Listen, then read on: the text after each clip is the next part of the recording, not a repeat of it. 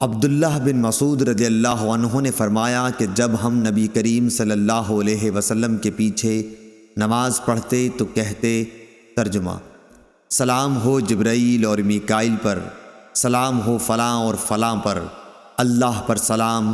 نبی کریم صلی اللہ علیہ وسلم ایک روز ہماری طرف متوجہ ہوئے اور فرمایا، اللہ تو خود سلام ہے، تم اللہ کو کیا سلام کرتے ہو؟ اس لیے جب تم میں سے کوئی نماز پڑھے تو یہ کہے۔ ترجمہ: تمام آداب بندگی، تمام عبادات اور تمام بہترین تعریفیں اللہ کے لیے ہیں۔ آپ پر سلام ہو اے نبی، اور اللہ کی رحمتیں اور اس کی برکتیں ہم پر سلام، اور اللہ کے تمام صالح بندوں پر سلام۔ جب تم یہ کہو گے تو تمہارا سلام آسمان و زمین میں جہاں کوئی اللہ کا نیک بندہ ہے اس کو پہنچ جائے گا۔ میں گواہی دیتا ہوں کہ اللہ کے سوا کوئی معبود نہیں، اور گواہی دیتا ہوں کہ محمد صلی اللہ علیہ وسلم اس کے بندے اور رسول ہیں۔ صحیح بخاری حدیث نمبر 831۔ عروہ بن زبیر نے خبر دی، انہیں نبی کریم صلی اللہ علیہ وسلم کی زوجہ مطہرہ حضرت عائشہ صدیقہ رضی اللہ تعالی عنہا نے خبر دی کہ رسول اللہ صلی اللہ علیہ وسلم نماز میں یہ دعا پڑھتے تھے۔ ترجمہ: اے اللہ، قبر کے عذاب سے میں تیری پناہ مانگتا ہوں، زندگی کے اور موت کے فتنوں سے تیری پناہ مانگتا ہوں، دجال کے فتنے سے تیری پناہ مانگتا ہوں، اور اے اللہ، میں تیری پناہ مانگتا ہوں گناہوں سے اور قرض سے۔ کسی یعنی ام المومنین حضرت عائشہ رضی اللہ تعالی عنہا نے حضور صلی اللہ علیہ وسلم سے عرض کی کہ آپ صلی اللہ علیہ وسلم تو قرض سے بہت ہی زیادہ پناہ مانگتے ہیں۔ اس پر آپ صلی اللہ علیہ وسلم نے فرمایا کہ جب کوئی مقروض ہو جائے تو وہ جھوٹ بولتا ہے اور وعدہ خلاف ہو جاتا ہے۔ صحیح بخاری حدیث نمبر 832۔ عروہ بن زبیر رضی اللہ تعالی عنہ نے خبر دی کہ حضرت عائشہ صدیقہ رضی اللہ عنہا نے کہا کہ میں نے رسول اللہ صلی اللہ علیہ وسلم کو نماز میں دجال کے فتنے سے پناہ مانگتے سنا۔ صحیح بخاری حدیث نمبر 833۔ ابو بکر صدیق رضی اللہ تعالی عنہ سے روایت ہے کہ انہوں نے رسول اللہ صلی اللہ علیہ وسلم سے عرض کیا کہ آپ مجھے کوئی ایسی دعا سکھا دیجئے جسے میں نماز میں پڑھا کروں۔ آپ نے فرمایا کہ یہ دعا پڑھا کرو۔ ترجمہ: اے اللہ، میں نے اپنی جان پر گناہ کر کے بہت زیادہ ظلم کیا، پس گناہوں کو تیرے سوا کوئی دوسرا معاف کرنے والا نہیں۔ مجھے اپنے پاس سے بھرپور مغفرت عطا فرما اور مجھ پر رحم کر کہ مغفرت کرنے والا اور رحم کرنے والا بے شک و شبہ تو ہی ہے۔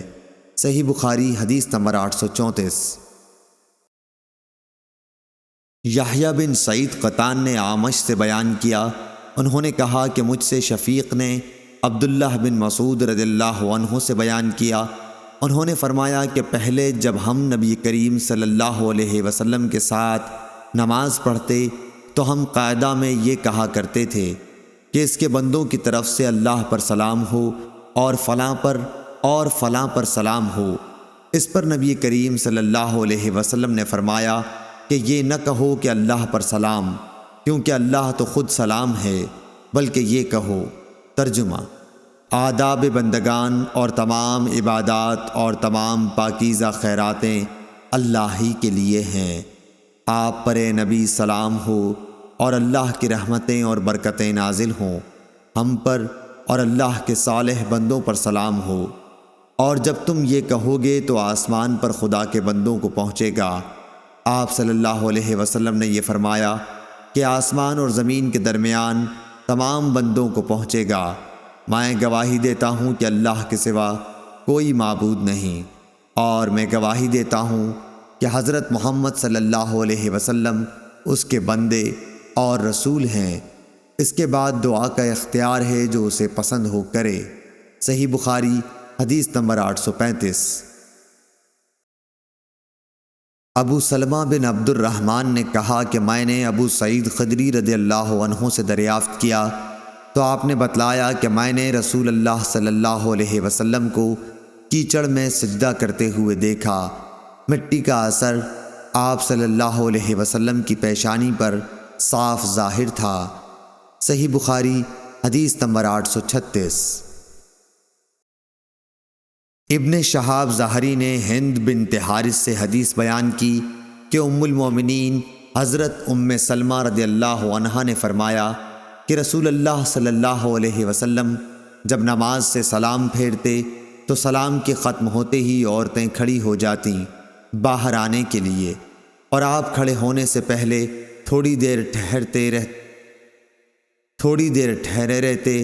ابن شہاب رحمۃ اللہ علیہ نے کہا میں سمجھتا ہوں اور پورا علم تو اللہ ہی کو ہے، آپ اس لیے ٹھہر جاتے تھے کہ عورتیں جلدی چلی جائیں اور مرد نماز سے فارغ ہو کر ان کو نہ پائیں۔ صحیح بخاری حدیث نمبر 837۔ معمر بن راشد نے ظاہری سے خبر دی، انہیں محمود بن ربیع انصاری نے، انہیں اتبان بن مالک رضی اللہ عنہ نے، آپ نے فرمایا کہ ہم نے رسول اللہ صلی اللہ علیہ وسلم کے ساتھ نماز پڑھی، پھر جب آپ نے سلام پھیرا تو ہم نے بھی پھیرا۔ صحیح بخاری حدیث نمبر 838۔ عبداللہ بن مبارک نے خبر دی، کہا کہ ہمیں معمر نے ظاہری سے خبر دی، کہا کہ مجھے محمود بن ربیع نے خبر دی، وہ کہتے تھے کہ مجھے رسول اللہ صلی اللہ علیہ وسلم پوری طرح یاد ہیں، اور آپ کا میرے گھر کے ڈول سے کلی کرنا بھی یاد ہے جو آپ نے میرے منہ میں ڈالی تھی۔ صحیح بخاری حدیث نمبر 839۔ اتبان رضی اللہ عنہ نے کہا کہ میں اپنی قوم بنی سالم کی امامت کیا کرتا تھا، میں حضرت صلی اللہ علیہ وسلم کی خدمت میں حاضر ہوا اور عرض کی کہ میری آنکھ خراب ہو گئی ہے اور برسات میں پانی سے بھرے ہوئے نالے میرے اور میری قوم کے مسجد کے بیچ میں رکاوٹ بن جاتے ہیں، میں چاہتا ہوں کہ آپ میرے گھر پر تشریف لا کر کسی ایک جگہ نماز ادا فرمائیں تاکہ میں اسے اپنی نماز کے لیے مقرر کر لوں۔ حضور صلی اللہ علیہ وسلم نے فرمایا کہ انشاءاللہ تعالی میں تمہاری خواہش پوری کروں گا۔ صبح کو دن چڑھ گیا تو نبی کریم صلی اللہ علیہ وسلم تشریف لائے، ابو بکر رضی اللہ عنہ آپ کے ساتھ تھے، آپ نے اندر آنے کی اجازت چاہی اور میں نے دے دی۔ آپ بیٹھے نہیں بلکہ پوچھا کہ گھر کے کس حصے میں نماز پڑھوانا چاہتے ہو؟ ایک جگہ کی طرف جسے میں نے نماز پڑھنے کے لیے پسند کیا تھا اشارہ کیا۔ آپ نماز کے لیے کھڑے ہوئے اور ہم نے آپ کے پیچھے صف بنائی، پھر آپ نے سلام پھیرا اور جب آپ نے سلام پھیرا تو ہم نے بھی پھیرا۔ صحیح بخاری حدیث نمبر 840۔ عبد الرزاق بن حمام نے خبر دی، انہوں نے کہا کہ ہمیں عبد الملک بن جریح نے خبر دی، انہوں نے کہا مجھ کو عمرو بن دینار نے خبر دی کہ عبداللہ بن عباس رضی اللہ عنہ کے غلام ابو معبد نے انہیں خبر دی، اور انہیں عبداللہ بن عباس رضی اللہ عنہ نے خبر دی کہ بلند آواز سے ذکر فرض نماز سے فارغ ہونے پر نبی کریم صلی اللہ علیہ وسلم کے زمانہ مبارک میں جاری تھا۔ ابن عباس رضی اللہ عنہ نے فرمایا کہ میں ذکر سن کر لوگوں کی نماز سے فراغت کو سمجھ جاتا تھا۔ صحیح بخاری حدیث نمبر 841۔ عمرو بن دینار نے بیان کیا، کہا کہ مجھے ابو معبد نے ابن عباس رضی اللہ عنہ سے خبر دی کہ آپ نے فرمایا کہ میں نبی کریم صلی اللہ علیہ وسلم کی نماز ختم ہونے کو تکبیر کی وجہ سے سمجھ جاتا تھا۔ علی بن مدینی نے کہا کہ ہم سے سفیان نے عمرو کے حوالے سے بیان کیا کہ ابو معبد ابن عباس کے غلاموں میں سب سے زیادہ قابل اعتماد تھے۔ علی بن مدینی نے بتایا کہ ان کا نام نافذ تھا۔ صحیح بخاری حدیث نمبر 842۔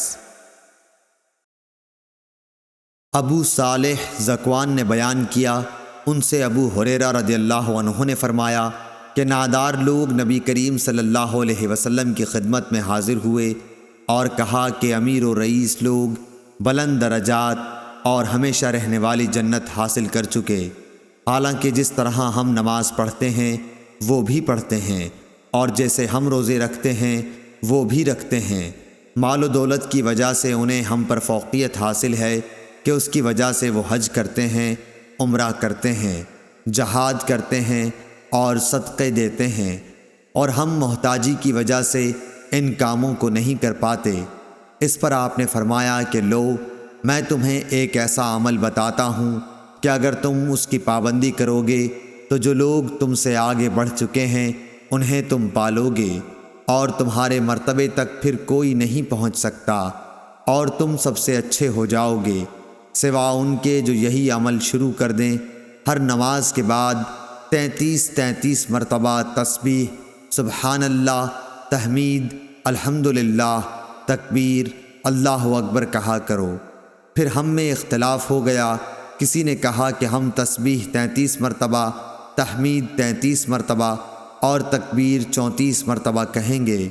میں نے اس پر آپ صلی اللہ علیہ وسلم سے دوبارہ معلوم کیا تو آپ صلی اللہ علیہ وسلم نے فرمایا کہ سبحان اللہ اور الحمدللہ، اللہ اکبر کہو، تاکہ ہر ایک ان میں سے 33 مرتبہ ہو جائے۔ صحیح بخاری حدیث نمبر 843۔ سفیان ثوری نے عبد الملک بن عمیر سے بیان کیا، ان سے مغیرہ بن شعبہ کے کاتب وراد نے، انہوں نے بیان کیا کہ مجھ سے مغیرہ بن شعبہ رضی اللہ عنہ نے معاویہ رضی اللہ عنہ کو ایک خط میں لکھوایا کہ نبی کریم صلی اللہ علیہ وسلم ہر فرض نماز کے بعد یہ دعا پڑھتے تھے۔ ترجمہ: اللہ کے سوا کوئی لائق عبادت نہیں اور اس کا کوئی شریک نہیں، بادشاہت اس کی ہے اور تمام تعریف اسی کے لیے ہے، وہ ہر چیز پر قادر ہے۔ اے اللہ، جسے تو دے اس سے روکنے والا کوئی نہیں، اور جسے تو نہ دے اسے دینے والا کوئی نہیں، اور کسی مالدار کو اس کی دولت و مال تیری بارگاہ میں کوئی نفع نہ پہنچا سکیں گے۔ شعبہ نے بھی عبد الملک سے اسی طرح روایت کی ہے۔ حسن نے فرمایا کہ حدیث میں لفظ جد کے معنی مالداری کے ہیں، اور حکم قاسم بن مخمیرہ سے وہ وراد کے واسطے سے اسی طرح روایت کرتے ہیں۔ صحیح بخاری حدیث نمبر 844۔ جریر بن عازم نے بیان کیا، انہوں نے کہا کہ ہم سے ابو رجاء عمران بن تمیم نے سمرہ بن جندب رضی اللہ عنہ سے نقل کیا، انہوں نے بتلایا کہ نبی کریم صلی اللہ علیہ وسلم جب نماز فرض پڑھا چکتے تو ہماری طرف منہ کرتے۔ صحیح بخاری حدیث نمبر 845۔